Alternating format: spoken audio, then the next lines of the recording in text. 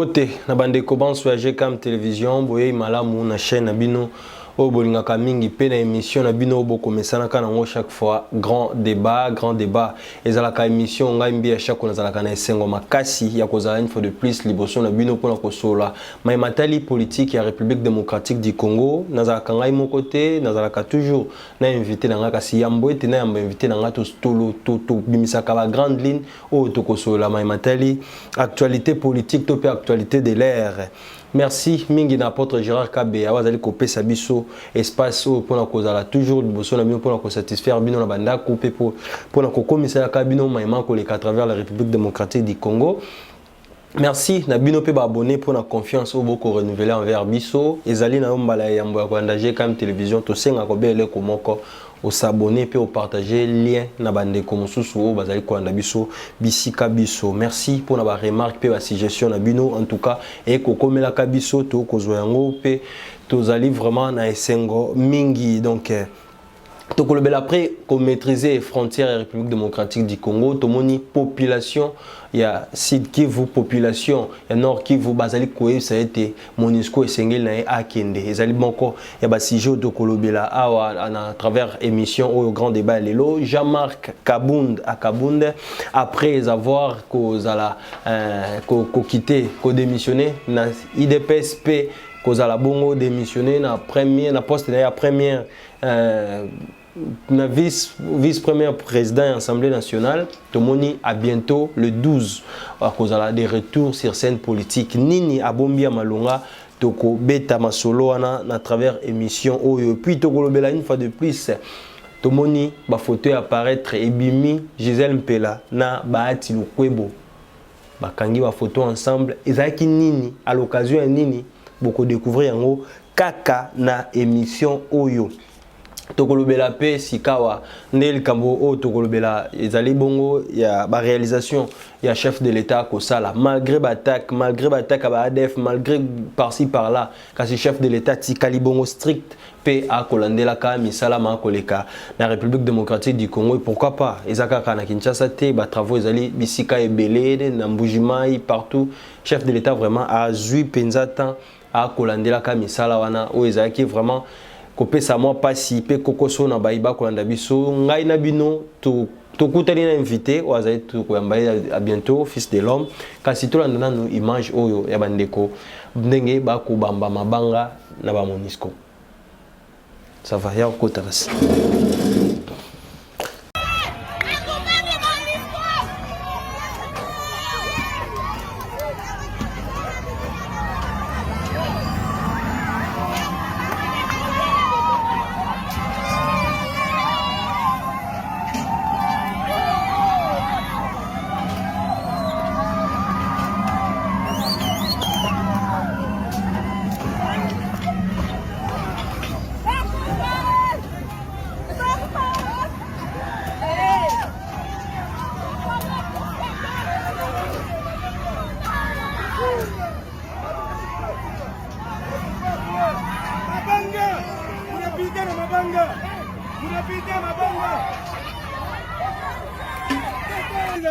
Wanavuja bata kabisa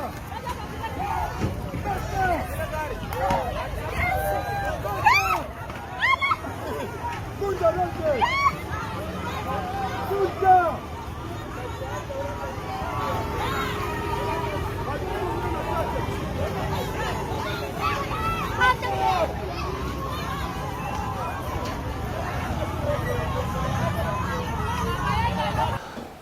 Voilà, nous sommes de retour sur ce plateau. Nazali ngai mon côté, Nazali bon déjà plateau Silbon na ko fungama, Nazali ngai mon côté, Nazali la mwana mboka fils de l'homme, Nazali a ko présenter té ici déjà tout cela qui bon ko zana na plateau na biso, le loto moni une fois de plus à Silkoya et puis en tout cas, bon c'est plaque na makasi mbote mwana mboka. Mbote grand journaliste mo ya maele tozo pesa lisusu ba nyonso balandaka chaîne na biso oyo ya malamu ya kitoko GMK oyo information ya kitoko elikaka nanu awa na pesa ba diaspora nyonso mbote oyo balandaka fils de l'homme na pesi bana mboka nyonso ba congolais de père et de mère oyo balandaka biso tosi déjà toye pour découvrir ba vérité ya mboka na biso oya eza koleka na minute totali vidéo to moni bande ko este ba ko s'en fouter na Monisco baza na raison parfois bah oui omoni tant to comme na temps ya vérité voilà. C'est ça que les gens oublient peuple congolais mobimba biso nyonso to komi kolinga place noire ezalaki il faut Paul Ea ndeko na ngai peuple ni bako supporter bavandi na ONU pembeni bavandi na Monisco bavandi na ba service ebele mais baza ko kufa chaque jour et ba Monisco wani faut yeba ke bavanda ka opamba te il y a mon solo ya l'état oye bimaka chaque fin du mois chaque année pour na bango mais moi neza ko bimebele et en même temps ba congolais oh il y a de père et de mère baza ko kufa chaque jour baza ba traître biso to yebi misala na bango mais le temps est déjà arrivé au moni na Rwanda avant baboma président oyo Paul Kagame remplaça yeba ke batuwa na bazala kikuna batuwa bakendaka ba place ebele na mission vous êtes là-bas à l'est du pays nande ya koluka kimia ko tchapé mais pona nini batu bazaka kofuka chaque jour bino bavani ko croiser bras ba yoko benga Félix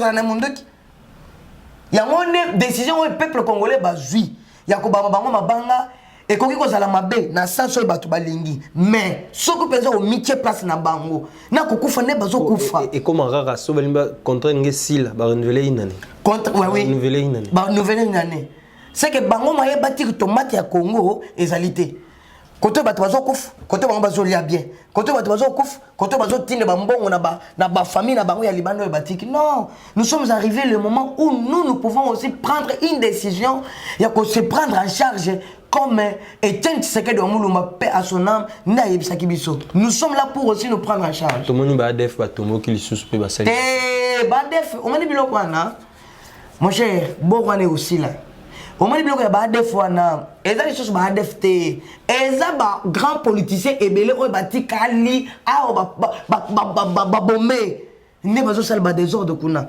au moins biloko fena Félix Tshisekedi a déjà eu décision voilà on a eu déjà une décision en Angola moi je vous dis ceux qui biloko wana continuer au koyo kambuma Adef Lalou ceux qui vont continuer comme ça les biloko wana c'est parce que bayebi que Joseph Kabila azanano libre. C'est parce que bayebi na le caméra outi ko bima prison ya ngone mabazo vimba hein c'est parce que bayebi que baba nini talana nous chose grave voilà on tozo bien na kombo ya Robert Roy Robert a travaillé ici mais pas même 2 semaines Robert baba azaki na est du pays azaki na est azo pesa bato mongo mon cher ce ne sont pas encore problème ya bato ya libanda et tikali ko problème ya awa ba rwanda ba batamia o bazana kata politique na biso Robert Roy azalaki kuna dans le roi Mbosso le bagetika na ba député mususu na ba ndeko mususu ba kanga mais c'est ça un problème derrière un problème grave yangone la fois passée je vous avais dit ceci c'est ça au monitango Félix a consiste diplomatie nyonso tout ya likolo tokozonga awa tango tokozonga awa et kozalo pesi mwamba boyi parce que ceux qui ba des autres ezana nukuna eza par rapport ya ba politicien moko bazawa ba député national o ba vandi na palais du peuple na biso eza palais du peuple eza palais na binoté prochainement on va vous promettre tokoya bino bozali kotoyo biso pe kotoyo tokoti ke oya azali bozeli totika na est République démocratique du Congo sika to le bela rencontre et salemaki entre tata mokonzo ekolo Félix Antoine Tshisekedi na Paul Kagame tomoni ba koloba makambo paix mais image le deux présidents va refléter et ko pesa biso pe elo comme sous que mabe ezali mon cher moi je vous dis bato bazo monate que Félix aza pète mais biloko moi na bato na kiko sana Angola ça m'a touché au cœur Félix a commis en Angola yemoko akendaka na Angola c'est ça pour na Lorenzo parce que ba plan nyonso basalaki na Nairobi et Simbité néomoni ba utiliser siko le président ya Angola pour asangisa bango mibale tango bengi na arrivé Félix yemoko Félix a dit niet je suis aussi déterminé tu me comprends Félix a dit je suis déterminé soit la guerre totale soit la paix totale soit la paix totale président Angola lobby président soyez calme tokene na Kenya tokozonga a bakei bazongi na minute Paul Kagame aye na Angola Félix aye na Angola mais avant Félix avant na président de la République Fatou Beton Kontomolo Wakanyine a fait une déclaration il a dit ceci voilà est-ce que vous comprenez Félix a lobby boyé avant de commencer je vais d'abord savoir voilà. Il faut que Paul Kagame puisse d'abord parler d'une façon claire concernant sa position. Concernant sa position, il y a soutien, il y a M23. Vous comprenez la question maintenant? Félix a mis les gens bisexuels à lobby avant de faire tout. Il faut que Paul Kagame puisse d'abord nous parler ici d'une façon claire. Soutien à M23 et ça, Nini. Félix, c'est que non, soyez calme. Nous sommes ici, c'est seulement pour vraiment pour vous mettre ensemble, pour chercher la paix entre la République démocratique du Congo et les Rwanda. Félix a patienté. Bavandi. Basali Masoloti et Sili. On a une déclaration de Félix Renasouk. Mon cher, Félix a le biboui. Voilà. Les journalistes ont dit Félix que non, on y est pour négocier, au commis pété, au commis Paul Kagame. Félix a dit Bango Boui. Alors, non. Nous ne sommes pas faibles. Nous ne sommes pas faibles. Voilà. Si Paul Kagame ne veut plus reculer, je vais aussi frapper. Je vais même frapper son pays. Ah, mon cher. Nous avons une dimension de Félix. Alors, si Paul Kagame ne veut plus encore reculer. Pas Joao Lorenzo. Est-ce qu'on dit que Kagame est motema na mobile? Très bien. Il faut savoir que Kagame est en train d'appliquer la diplomatie militaire.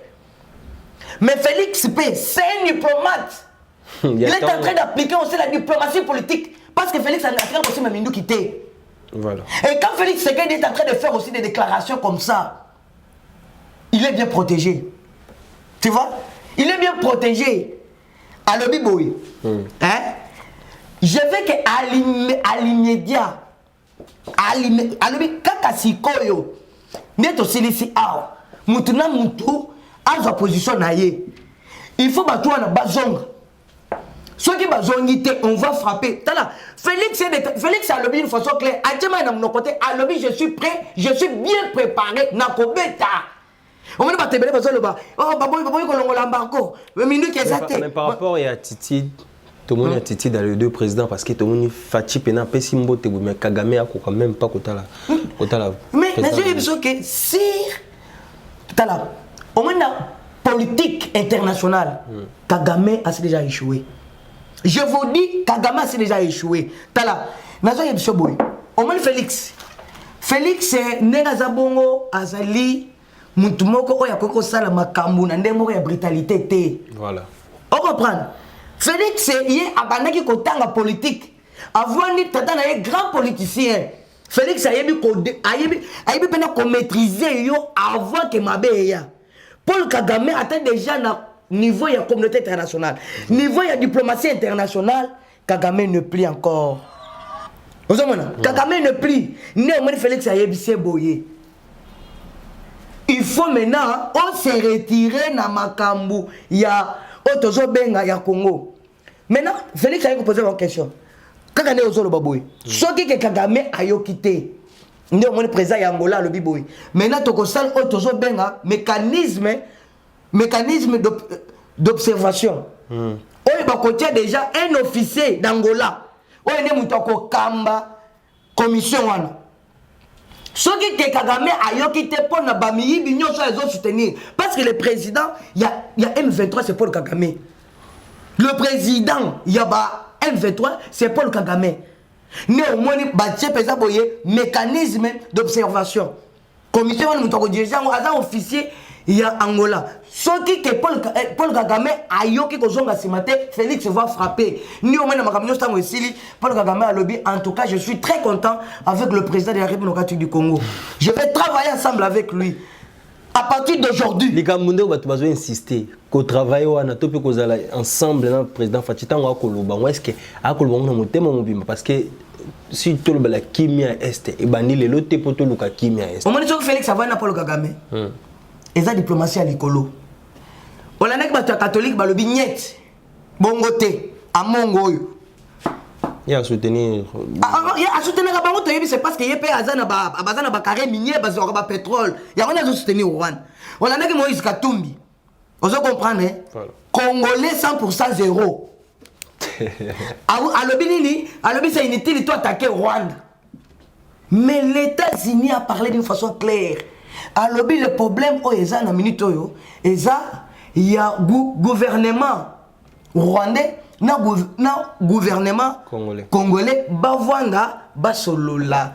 C'est là où tu as vu Félix Tshisekedi avec Paul Kagame. Na médiateur na bango otozo bien présent Angola a sangisi bango pour na tokota na partenariat c'est que diplomatie il y a des pays et ça l'a bien respecté. Voilà. Na mono aussi que tout à point mon cause important la République démocratique du Congo partenaire il y a États-Unis d'Amérique kasi et Koloban Ramanungu nungu était Russie après Yambi à cause de la fatigue pour na Maimatali Mindoki, Maimatali pour que Chapina Kimia libéra na Esther. Yo za journaliste à Maëlle, kola na bavantiyete. Comment ni politique ya mikolo, ya politique ya mutu. Politique ya bato bana ko yiba mbongo et c'est là déjà. Politique ya bato bana ko bomo bato po ba joa ba poste, ba joa politique on est sili. On est politique, il y a le peuple d'abord. On est politique moko ya République démocratique du Congo d'abord. Mon cher ami, il faut total politique n'engezo kende. Voilà. Félix n'a pas le droit d'abandonner les États-Unis d'Amérique. Les gens oublient ça. Il faut que les gens sangisi Russie, na États-Unis, pour pas faire une messe solo là. Poutine na Donald Trump, c'était Félix Tshisekedi. Voilà. Félix azana lika mon côté na Russie. Félix azana lika mon côté na États-Unis. Mais États-Unis azana pareil, il y a Félix Tshisekedi. Comme le président de la République, Fatih Beton. Voilà. Maintenant, la minute, il y a un argument. États-Unis, États-Unis, jamais de brutalité. Mon cher ami, il y a États-Unis, Andi Baké, Congolais, Félix, Congo, tout ça, Mamandou qui bandate. Ils ont des diplomaties. Diplomatie, la façon. Félix a s'allier à la Russie. Félix qui est aux États-Unis, et il faut bien que bateau que Félix a abandonné accord, contrat, il y a États-Unis. Vous avez bandouki. Telle diplomatie aux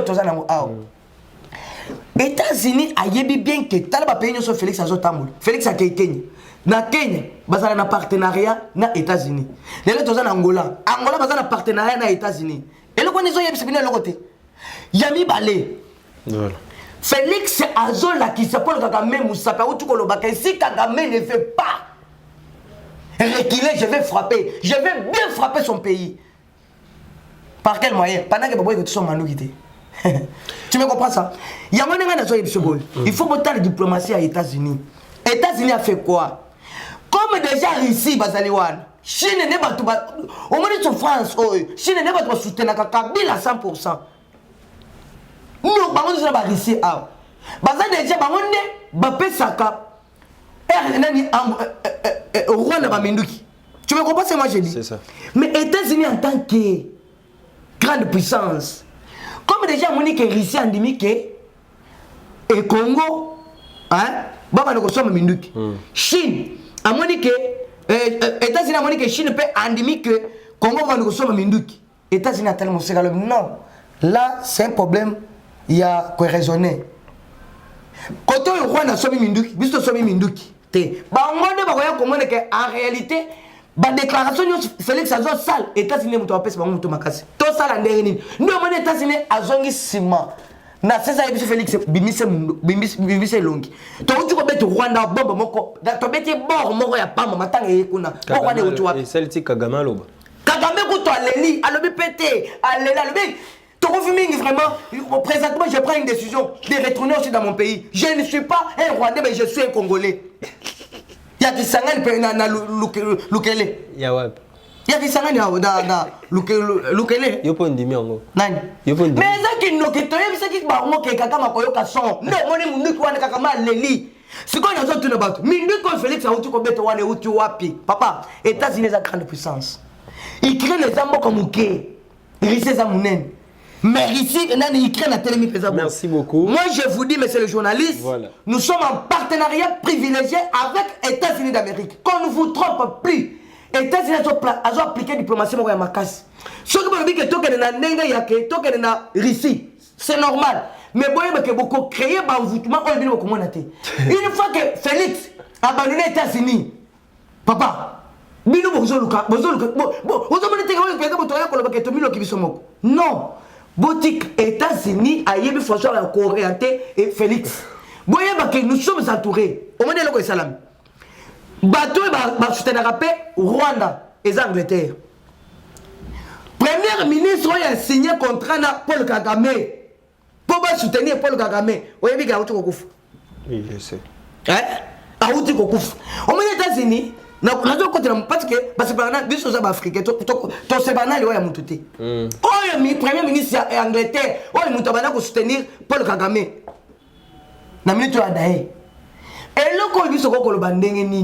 Il nous faut être vigilants. Et je félicite encore l'ancien premier ministre il y a Rwanda. Alors, je félicite le président de la République du Congo pour sa détermination. Mais vous les Congolais, il faut vous être très vigilants parce que Paul Kagame a zali malin. Il y a moins de chef de l'État à l'Obiboy. Si Kagame ne veut pas régler, je vais frapper. Pourquoi? Parce que Kagame a zobimisa sérieux beaucoup ya lukuta zo kande azandoki bato bazo sangana na bakabila bazo sangana na ataka kamera ya utu bimoy ezaka ka association de malfaiteurs oui bazo linga voilà, merci beaucoup, tout s'est calmé quand même, tout s'est calmé, il y a débat politique tout ko lobela nyonso. Faut vraiment ko tiana assez pambate ba kolanda biso penza bazala koyoka na limemi nyonso. Tomoni moi mboka Argentine ngobila sili ko zo likanisi ya identification ya ba étranger au nyonso bazali na République démocratique du Congo. Est-ce que ekosimba mutuna nde yangwana batu ba kotuna? Très bien. Ngai nakumisa ka Argentine ngobila te parce que tomoni que ville ya Kinshasa eza na salité na désordre belé. Mais eza première fois.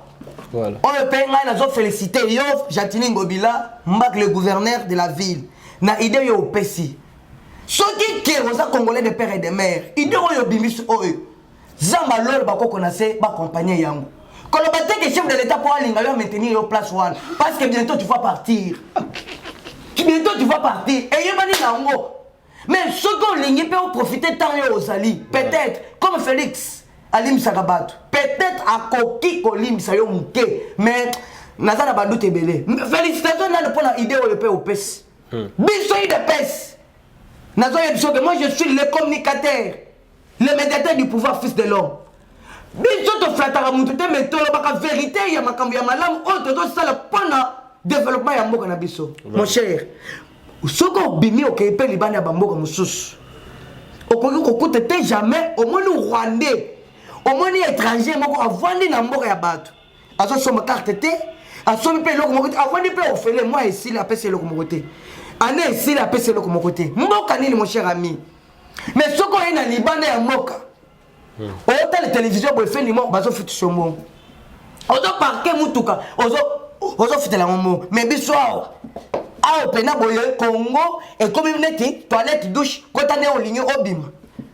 Il y a un idée autour de l'eau, il y a bimi, il y a un idée autour de l'eau, ah j'ai tenu à que Imba parce qu'ils ont idée, on te préparé déjà, il y a mon compte, mon maïwaka, il faut béton. Et Zali Boye. Tous les étrangers qui sont ici, à République du Congo, bako somba carte, oh bazo benga carte moko de résidence. Carte de résidence, voilà. C'est ça non? Carte wana bako bando ko valider yango. Ce qu'on dit que ko vanda 3 ans. Bachelor à 3 ans. Bachelor à 3 ans. Tout le monde dit que chaque fin de l'année, tout le monde on a bis, tu tiens la caisse et sungi ba nitik, et sungi ba lakis, et sungi ba soda. Si vous demandez qu'on revend 3 mois, on peut se faire bon, parce qu'on va des cartes à 3 mois. On peut se faire bon. Suivez Kozala parce que Kozala Mutumsu soit et après expirer, car année la pote de la Rabois Kingunda. Non. Ben Kati et mon ami pété parce que côté quand je le candidat bon ils ont bête kasi suivi des armes des et là au moins très important. Na biso ba congolais to meseni mon salaire ko salaire makasi suivi ko landela yango nde ko za yango nde to lobibo o moni makamo ya kini bopeto za ya ngobilate buna kini bopeto eza vision ya Félix Tshisekedi oyo ngobila etufa yango mon cher zéro bina ya kini bopeto na zéro pourquoi? Parce que Ngobila a beau la marché wana mon cher ami. Oyebi que fin du mois, mbongo bima combien pour na kini mopeto. Et il y a beaucoup mais c'est mususu ba zwa kata mbongo wana te basa na mbongo na ba wana nde pesa boye beaucoup mais c'est commune ya ngalia ma Dieu merci. Moi na bato na souffraka boye. Maintenant, et ça dit vision chef de l'état. Neti beaucoup mais c'est ngalia mbongo na ye ya poche na c'est la ngosa longo. Na ba wenze mais biso to lobi boy ngobela yibi vision ya kini bopeto te parce que azaki na yumbi to na tutika ko loka teke non yumbi bopeto ezala te mais tango ya Félix ne muta peside mais tango ngobela zo ide wan abebisa ngonyonso na ide ya ko bloquer vision ya Félix Tshisekedi mkoto mo ma wakanyina ata ide ozo yebsanga ya suivi ya ba étranger eza vision ya Fachi Beton. Maintenant, Ngobila Zolinga kene na ngombangu na désordre pendant que biso tozo kangana no ba frontière. Azo kene bangu zo welela ngona nani. Voilà, tout le bela sikawa, toute la photo yo, tout moni photo Gisèle Mpela na Bati Lukwebo, basila ki bon ko kutana na réunion des conseils international ya ba socialiste. O ezali bongo esalema ki na Suisse, en tout cas photo et boti polémique makasi komona Gisèle Mpela na Bati Lukwebo. Juste ezaki nini expliquer na banani ba kwanda. Merci beaucoup journaliste mo ya Maël Makasi. Omoni Kongo oyo. Eloko moko etikali poto Suisse ezaki ndoki. Ozo comprendre? Ezaki ndoki. Mon cher ami, ata bolobi ke boyina ka batute. Et c'est que moi je suis en train de me demander pourquoi on veut toujours attaquer quoi? On veut toujours attaquer les gens que Félix Tshisekedi veut travailler avec eux. Voilà. Félix a pensé pour travailler avec le coordonnateur de l'Union sacrée, Bahati Lukwebo, Âge de Lumière, Concasser. Bah invité hier na niveau Yalikolo, niveau international. Voilà. Accueilli quoi représenter parti politique naïe AFDC. Moi je ne vais pas même parler de AFDC. Je parle seulement de Bahati Lukwebo. Mon cher, ce qui va te bakolobaké, baina mutamuntu wana ba mitem mabe. Pourquoi j'ai dit ça? Ouais. Bahati Lukwebo a fait une invitation sur le plan international. À qui quoi représenter parti politique naïe. En arrivant sur le terrain, à moi les Congolais de père et de mère, nakatuana, parti politique ya Congo. Tant que c'est conférence et Sili bakangisaka ba photo ngai pe na photo na Bahati Lukwebo les concasseurs mais maman attendez tout ça na émission na suka to kangisa photo boté mais ba congolais de père et de mère bazui mayele bazui posa ya bakangisa photo na Bahati Lukwebo parce que Bahati Lukwebo atana casquette azali président ya Sénat et tombé quand na Gisèle Mpela na kati ya République du Congo. Et d'ailleurs Bahati Lukwebo na Gisèle Mpela est égal à combien? Parce que Gisèle Mpela aza présidente ya parti politique na ye ya sika REC.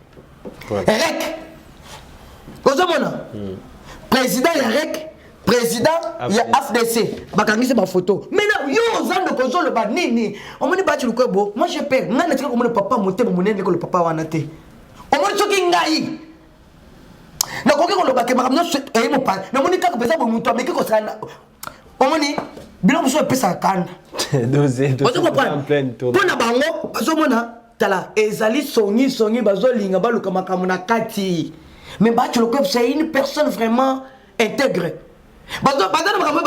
Mais ton compte kuna te. Félicitations na mukoto mo ma wakanina pour na soutien na yo et pas Bahati Lukwebo et Yami Balé. Gisèle Mpela, quel est le bosso? Au seul parti politique na yo. Soko au côté de la visage chef de l'état pour soutenir yo. Nous soutenons seulement les gens qui veulent seulement soutenir la vision du président de la République. Parlementaire de Bouba et Bibino déjà vous soutenir Batunyoso. Ngobilaye vous soutenir, Ngobilaye, Motomkengandi Songolo Pakalata, ou tu vas payer. La bienvenue à vous souhaiter. Nazo Yebsoboui. Bissot, nous les parlementaires debout. Voilà. Tout soutenir Batunyoso te. Wana Yebango na Moutou. Yami Balé. Bissot, Toboyaki Koliambon et Kabila, tu souffrir dans Moka Oyo. Mais Kabila avait de l'argent. Kabila a le par tous les moyens. Yami Balé, Toboyaki Koliambon et Kamere, directeur des cabinets chef de l'État. Toboyaki Koliambon et jusqu'à tel point que Bako Karayo qui nous reçoit les prisons 20 ans. À côté de la prison, à corrompre la justice. Voilà, à corrompre la justice, c'est Aza à quitter. Oza à quitter. Expliquez Batoubi. Mais il y a mon pasteur. Oh, il y a un mingi, Godin Poy. Ate ya le bien. Ana matin ya le biboye. Il faut que le chef de l'État azala na ba collaborateur ya makasi, ya kitoko, ya maboko pembe, lokola baba chulukwebo. Tolobela Sikawa Pourquoi tu as été journaliste? Télévision Zangonga. Tout cela parce que nous sommes tous les Koloba, tout Koksango, tout le monde a bientôt le 17, le 12 juillet, ils ont sorti médiatique, il y a moi un beau Jamar Kabound. Au cause de la nine sortie médiatique. Bon, Yami Balé na zolo baboy. Jamar Kabound Kabunda, auto bandaki ko ben 520 giga. Azobi misiso parti politique na sorti médiatique na. Est-ce que biloko bongo ngana ko pongana lo? Parce que tout le monde ni au moins difficulté au chef de l'État zanango. Moi je vous dis ça aujourd'hui, je n'ai jamais parlé makambo na zolo bangolelo. Au moins les collaborateurs et nyonso fidèles ya chef de l'État. Babundi saka bango. Kabound était collaborateur et chef de l'État. Mais batu batie songi ti Kabound a quel libanda. Au moins ti le l'autre tikala. Voilà. Mais il de pêche chef de l'État a la confiance à 100% avec Augustin Kabouy. Ce comme le lo bitu mezali Kabouy aken. Ce comme la l'Union sacrée, chef de l'État a la confiance. Il y a autre benga coordonnateur de l'Union sacrée Bachulukwebo, Concasser, fils de l'homme, ange de lumière. A la confiance à 100%. Mais on t'a les bandoki. Bazoling bacha souni sur mais Félix à l'obignette et qu'on tika le conseil jamais. Mais comme déjà président Timeli Bango. Voilà. Le lo Kabound a pris décision. Il y a quelqu'un qui a la paix, Makamunaye. Kabound c'est un politicien. Wane Yebani c'est un politicien. Ce que Monique a quelqu'un qui a la Makamunaye. A besoin politique naye. Où est le problème? Parce que tout le monde dit que 4 personnes qui ont mis sur parti politique na bango basan. Maintenant na yebité. Kabound soka be mis sur parti politique naye. Et vous savez bisoni. Mais ma belle ezali nde boye. Au bimi sur parti politique na yo. Commissaire chef de l'État. Soutenir vision à Fati Béton, jamais à Kabound. Mais ceux qui ont vécu côté les managers awana okoyoka son. Lumbe. Wanande awana ekokoma sikoyo eya eya. Bibi c'est parti politique na yo. To encourager yo conditions za moko. O soutenir Fati Béton contre le mai. Au cas contraire. Voilà, merci beaucoup. Tolobela, la réalisation à chef de l'État, dans le cas qui bino dans l'émission Oyo, Tomoni, chef d'État Slek Bongo, dernièrement, quand le chef de l'État, Katisi Pon, ils équipent dans la difficulté, Belé, Kassi, na conseil en total la image Oyo, évolution, il y a Pon, Nengezali Kokende, et puis on se retourne tout juste après.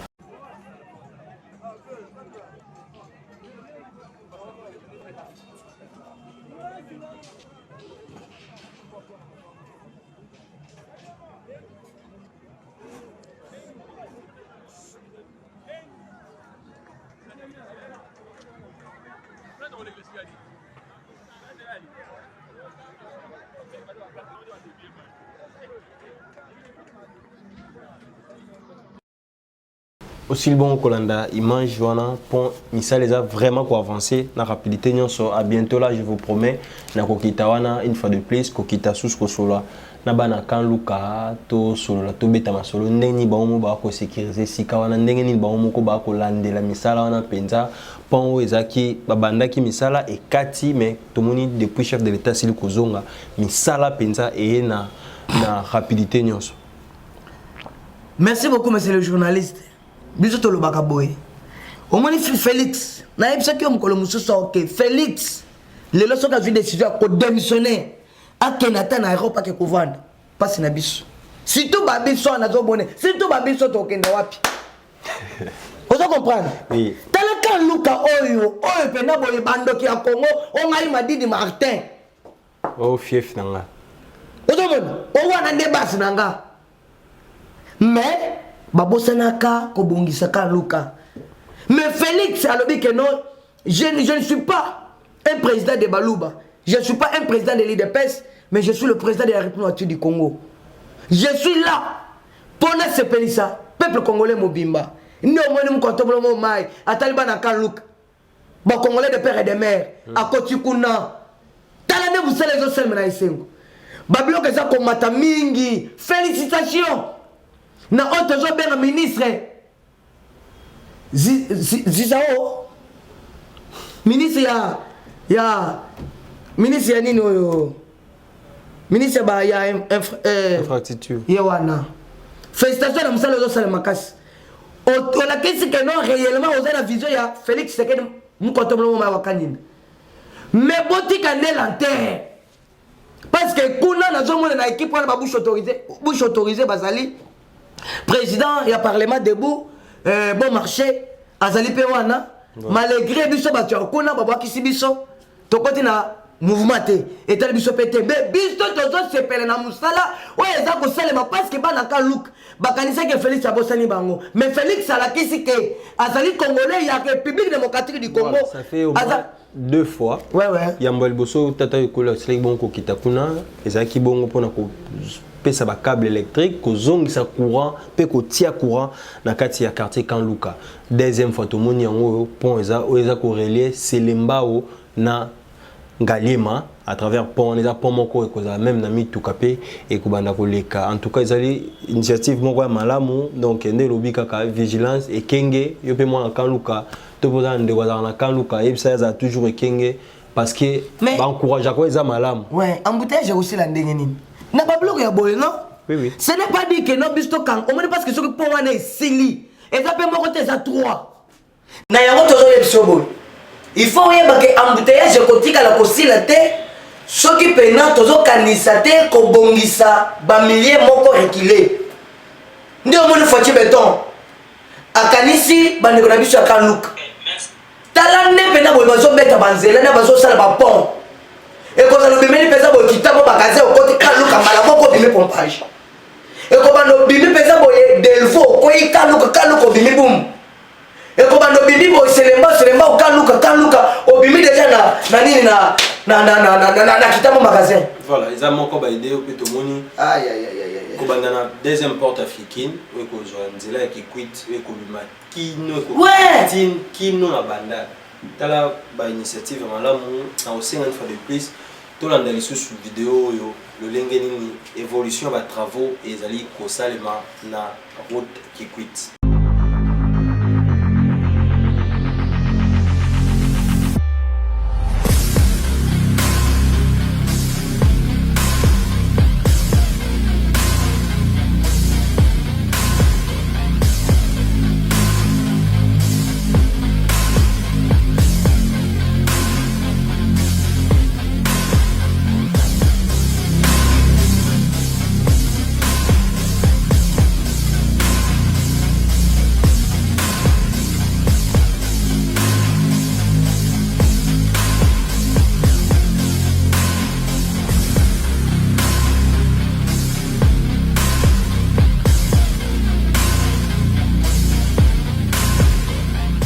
Nous sommes sur le chantier qui quitte, un chantier de construction. Ce n'est pas une réhabilitation, mais c'est un chantier de construction. Ce genre de projet aide tout le peuple. Ce n'est pas seulement l'honneur du gouverneur de la ville, mais c'est pour nous tous. C'est ce genre de projet qui permet que la commune ou le coin puisse être désenclavé. Depuis que ça avait commencé, depuis que le quartier est venu et Banda, on a Zalakiao. On a tourné en 82. Gentini n'a pas félicité du fait que le travail est malade, on a et puis du fait que parce qu'il est déjà venu ici 2 fois la nuit, du Sotoye Bagité, Bana Bamoni et Balvino, Gentini à Zalakiao. Un gouverneur qui a surveillé Misala, c'est que comme on a là-bas, Misala Wana, c'est que je suis très content de lui. Vraiment, l'état et la route est impraticable. Mais modèle vraiment, ils ont ça, ma passe, même quand on a au côté à côté, nous allons vraiment avoir doute ming. Mais que non, dans quelques mois, et puis tout le monde a une blague, mais effectivement, nous allons prendre des autres. Et puis, ming bazo ba contrer belé, bazo ya pona ko se rendre compte effectivement ce que nous allons faire. To sengi na gouverneur le élan o yazui a continué dans le pays na ba commune Moussous.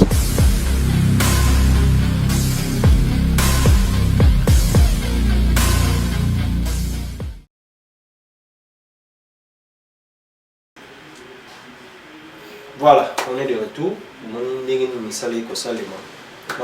Félicitations Fatou Béton. Voilà. Félicitations mon compte le moment wakani le chepela pele chepela tele chepela mafuma.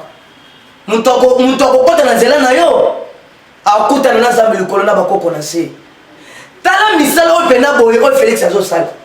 Kabila président de la République pendant 18 ans et loko moko salamité ka ko bomba peuple congolais na ko kangisi na bakasho ya ba aner. Mais Félix depuis que président de la République to déjà 5 ans zela ko bomisa ko bomisa. Pendant que 5 ans, ba corps ya bakaso zo salema pour na faire habitume est du pays. En tout cas, félicitations. Ya ngone na zo yebise Fatou Béton. Chaba tout moko ya makasi. On doit pas contrôler le salaire. Ba ministre provincial, ministre national, Gonga Yango. Il faut pas contrôler le salaire non sur Félix. Azo sale fort. Pour na peuple congolais pas se pela parce que bientôt tozo que na élection. Ce qui vient de bébis, bisous de opinion binondé. Fatou Béton, wana nde pena boye. Motema ya se retrouver bon na Katia ville topé na Katia Congo central précisément na Kisantu ou ça bon la conférence pour la Kosola, première conférence pour la Kosola, na défi pe développement où ezali bon kokutana na RDC, République démocratique du Congo, makantina ezali. Félicitations premièrement na secrétaire général. Voilà. Il y a IDPS Augustin Kabou et Manabouté pour la initiative. Il y a Malam Oyo APC. Omoni tant aux autres kende, tant aux autres kamba, tant aux autres diriger à un moment donné, il faut revoir là ou raisonner au salle évaluation. Parce que ce que tali IDPS, ce qui te sale aux autres salles tes amawa. IDPS c'est un bâtiment qu'on va compétent. On doit travailler au Kanyango. Mais ça ne me porte pas. C'est parce que nous manquons aussi des moyens de travailler au sein de l'IDPS. Mais tu c'est parce que tu as dit qu'ils ont parti cher. Ils ont parti, ils ont sauvé comment ils ont sauvé leur pouvoir en place. Voilà. Mais félicitations à secrétaire général, déjà na autres benga na Bakongo, côté déjà ça 3 jours. Babani déjà les 7, les 8, les 9, les 10. Sauf imprévu. Alors, ne pas qu'il comment on peut organiser les élections 2023. Parce que Félix, l'élection 2023, ceux qui te peut signer majorité parlementaire et aux algades millénaires. Ceux qui disent que ma commentaire est de peste, tu se retrouver et ça passe. Parce que les autres, ils disent que et bien, on se retrouver, on se déjà, on se retrouver. Mais ceux qui, solo, le peuple n'a pas travailler. Tous les présidents du Parlement debout, vous connaissez la banque. Tous les présidents cellulaires, vous connaissez les banques. Tous les présidents sexuels, vous connaissez les banques. Les fédéraux, tout, vous connaissez la gestion mobile. Il y a des pèses, toza wapi, toza kene wapi, et tokokoma wapi. En tout cas, il y a une initiative de Malamou, place au Bozali, un coup de chapeau, esprit a été tiré de Moulumba et Zanabino pour na makambo ezala mpe kitoko parce que bandoki nano facilité nde olobika bandoki facilité tokomi na suka émission na biso en résumé pour la moment sur dessus qu'on soit quatrième émission nazoyebisa peuple congolais bon soutenir à 100% mon compte mon mai wakani na Fati Beton mususu azate parce que ba rwandais bazalé ebelé ba infiltrer biso déjà mais Fati zo appliquer diplomatie ya likolo makasi pour na réussir la République démocratique du Congo mutoko se binote que Félix asa na idée ya kobandonner États-Unis pour que na Russie bota la politique bota diplomatie boko pesa na raison États-Unis sont associés na Russie na Chine pour na balongola embargo ya Félix ya Congo ezali malamu mais ça malamu te il faut ba mususu bandi mais États-Unis comme ça mananda il faut aboya pour aller qui ça hypocrisie mais na cessé tokonyata fait ça sur mon compte mon mai a outil ko bête diplomatie a outil ko ça des déclarations à lobby je veux que Paul Kagame puisse aussi considérer Oine Solobaki na Angola en cas d'erreur je frappe à frapper Nani derrière Félix qui est derrière Félix c'est les États-Unis. Quand Félix Tshisekedi parle, ce n'est pas lui, mais c'est les États-Unis d'Amérique. Quand Félix Tshisekedi prend aussi la décision, il y a quoi attaquer na Mindukini, na Basodani, Kassi, na cessé, Biloko Ezali, Yamakas, Bossa va jeter. Comme bref, Félix a matisé ma pète. A lui que pour le ramener en bête, Félix n'est pas bête pour le ramener. Bon, voilà, Kimia. Et Yami Balé, collaborateur, notre chef de l'État. Oh, il y a besoin de chef de l'État. Bon, c'est découragé. Chef de l'État est avec vous. Oh, tu as bien comment il y a battu le Kwebo, les concasseurs, ange de lumière. Vendaki Masala Moussala, nous sommes là. Yondo qui est au sol de Bakeba, qui est le Lupang, il y a SCC. Oh, il y a qui mon cher. Depuis que tu as battu le Kwebo, non, battu le Kwebo, continue à m'aventurer. Démagogie, et pas battu le Kwebo, et ça l'a caté. Lukuta et pas battu le peuple et ça l'a caté et ça dit quand ba dossier na ba dossier on va bimisa voilà pour na battu le peuple et l'autre ya soka tala siko ba moni ke ba metti problème ya lupango esimité ba moni ke battu ko ba za maboko pembe ba yiko bimisa bord ya Gisèle Mpela na battu ko ba vandi bozali bandoki ba kokate battu ko ba ko représenter parti politique na FDCA et allié parti on écoute ba dans le congité pour soutenir vision chef de l'État. Nous avons profité qu'on peut sur secrétaire. Il y a AFDC et allié. Guy Moutamaël Ebele. TGV. Merci beaucoup. Mémoral. Numéro dans le téléphone pour le banc souvent. Il y a un peu de ce numéro, il y a sur le téléphone. Il y a sur bande de biso nyonso. Tous les Sylvain Félix Tshisekedi Mkontomolo. Union sacrée. Bon travailler pour la Félix Akene Liboso. Tu peux sur coordonnateur, il y a Union sacrée Mbote. Azana Mobembo, le coordonnateur, il a dit, il a fait Battu Lukwebo, Concasseur, H de lumière. Mon numéro 082 98 888 45 082 98 888 45.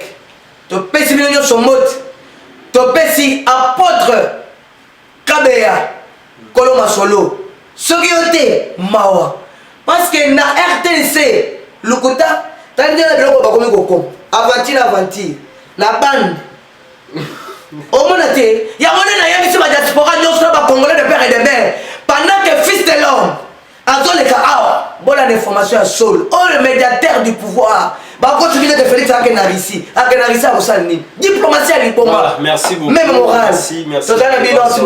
Merci Kwandabiso, merci beaucoup n'importe Jean Kabea, ça capture espace à Bozali Bosso Nabino, n'a aussi ces émissions T sans avoir qu'à remercier mon papa depuis Londres, Antonio Mbia, puis la maman Régine Londi, et pourquoi pas à mon petit frère Vani Dumbi, à mon à Londres propre. Ngai Nabino Tukutani Bongo Mbalasima. Ciao. Une rencontre décisive qui devrait marquer un tournant dans le cycle infernal de violence qui meurtrit les populations de l'Est de la République démocratique du Congo. La tripartite de Luanda sur la situation sécuritaire à l'Est de la RDC, s'est terminée ce mercredi soir par l'établissement d'une feuille de route sur le processus de pacification de la région Est de la RDC. Tout commence par une rencontre à trois entre les présidents Joao Lourenço, Félix Antoine Tshisekedi Tshilombo et Paul Kagame. Pas de communiqué final, mais un point de presse commun des trois présidents et une volonté commune affichée de faire baisser la tension entre les deux voisins. L'objectif central étant de restaurer la confiance perdue entre Kinshasa et Kigali par l'instauration d'un dialogue et d'une concertation permanente établie sous l'égide de la CIRGL et du processus de Nairobi dans le cadre de la communauté d'Afrique de l'Est. Concrètement, cela se fera graduellement via l'application de la feuille de route qui permettra au final, si chacun respecte vraiment ses engagements, de réchauffer les relations politiques, diplomatiques et économiques entre le Rwanda et la République démocratique du Congo. Ce que je peux dire à propos du contenu de la réunion de ce jour est que de part et d'autre, il y a eu en tout cas l'intention manifeste d'avancer et de mettre fin à cette crise. Comme l'a dit le président Lourenço, il s'agit de rétablir la confiance entre nos deux pays et surtout nos deux peuples. Une confiance qui a malheureusement été rompue alors que, à mon sens, tout allait bien dans la voie de la normalisation entre nos deux pays. Je m'étais entrepris, en tout cas, de tirer un trait sur le passé dès mon arrivée à la tête de la République démocratique du Congo pour envoyer un signal fort, non seulement au Rwanda seul, mais à tous nos voisins, à toute la région, de mon intention d'avoir des relations désormais tournées vers des échanges profitables à nos pays, à nos populations, et de regarder plutôt vers le développement de cette région qui, à mon sens, est l'une des plus riches d'Afrique, plutôt que de verser dans des tensions inutiles comme on a pu l'observer dans le passé. À court terme, la nouvelle donne passe par la relance de la commission mixte RDC-Rwanda. La première rencontre de cette commission mixte, cadre de dialogue permanent entre les deux pays, est prévue incessamment dans la capitale angolaise. Mais dans l'immédiat, la feuille de route prévoit la cessation des hostilités et le retrait sans condition du M23 de ses positions en République démocratique du Congo. Ce qui est en mon pouvoir pour faire avancer la situation, sortir mes compatriotes de cet enfer qui dure déjà depuis une vingtaine d'années, lequel enfer a été encore aggravé par cette situation regrettable du M23, un groupe armé qui pourtant était déjà en discussion avec nous à Nairobi, mais dont le comportement est totalement inexplicable, car je ne peux pas comprendre que des gens qui ont une revendication et dont l'interlocuteur est à disposition pour écouter leurs revendications puissent à nouveau reprendre les armes, comme pour exercer une sorte de chantage ou de pression. Donc j'espère vraiment et j'attends de ce processus qu'il apporte le cessez-le-feu immédiat et le retrait de ce groupe du M23, en attendant évidemment que l'on mette en marche la feuille de route qui amènera un processus de paix, de stabilité et de confiance. Le retour des réfugiés dans leur pays d'origine est également inscrit parmi les objectifs de la feuille de route de Luanda. Elle stipule enfin que toute exploitation des ressources naturelles dans la région doit se faire dans le strict respect de la souveraineté des États, ce qui met en exergue la ferme volonté de lutter contre le trafic illicite des ressources minières de la République démocratique du Congo au profit des pays voisins. Le chef de l'État, Félix Antoine Tshisekedi Tshilombo, garde ainsi le cap de la fermeté pour la défense de la souveraineté nationale et en même temps une ouverture au dialogue diplomatique sincère pour imposer la paix à l'est de la RDC. Le président de la République et sa délégation sont rentrés au pays ce mercredi soir.